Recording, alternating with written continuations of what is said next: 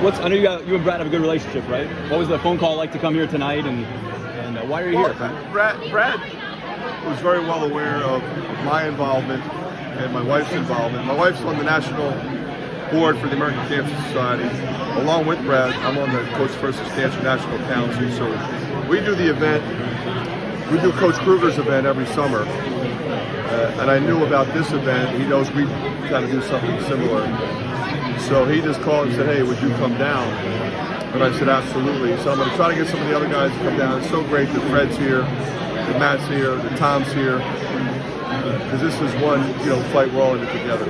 What do you think pulling up? I mean, we're in the middle of nowhere here. Well, I kind of had a sense of what it was going to be like, because Brad told me.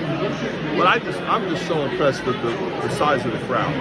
Like, to me, that's what's really special, and that's why he's able to raise as much money as he has. But not only raise money, but awareness, education, so forth.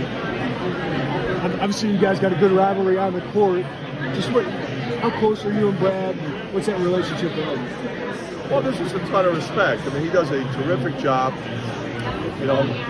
Followed his career, Western Illinois, Oklahoma State, whatever. And when he came into the league, you knew he was going to do a really good job, especially here. And so we've had some great games with them, and we'll continue to do that. I mean, that's what this league is.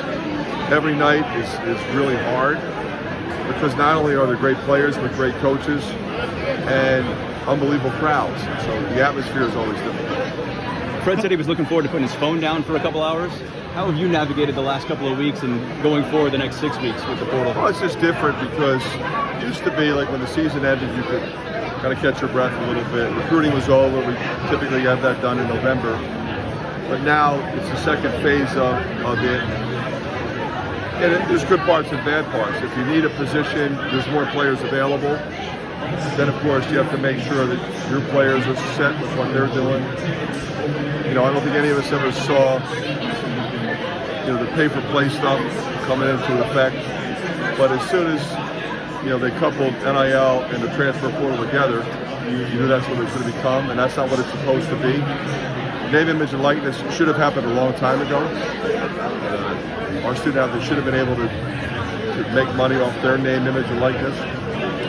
But they shouldn't be able to be free agents at any point in time and just go shopping. It's not what this is supposed to be.